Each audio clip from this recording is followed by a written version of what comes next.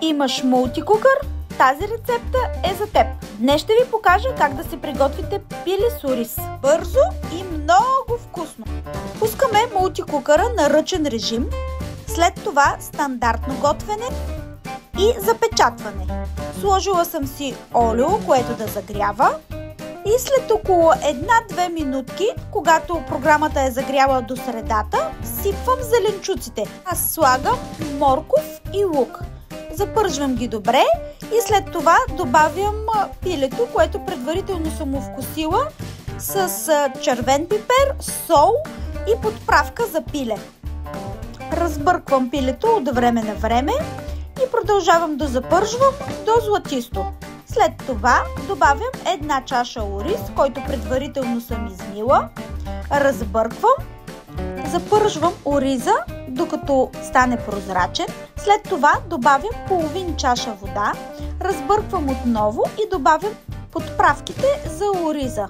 Това е сол и подправка за ориз. Много обичам тази подправка, оризът става много вкусен и ароматен с нея.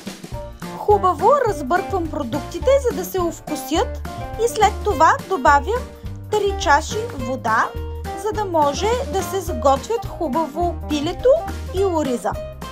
Тази подготовка е отнела не повече от 1-2 минутки, както виждате, даже не е загрял кукъра до края.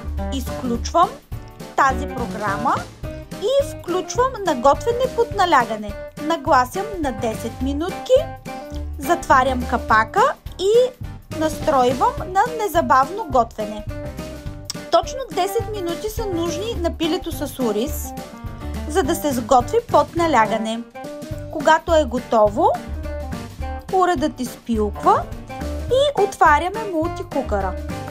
Сега ще видите как изглежда яденето, когато се е сготвило. Разбърквам го, за да видите как хубаво е сготвено и месото, и оризът. Ще използваме и капакът, с който ще запечем яденето, за да стане още по-вкусно.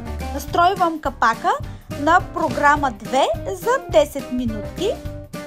Нашето ядене ще има лека загар и коричка отгоре и става още по-вкусно.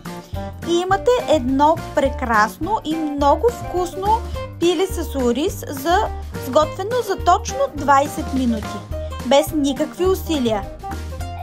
Бързо, лесно и неустоимо вкусно. За още такива рецепти последвайте Delicious Vibes.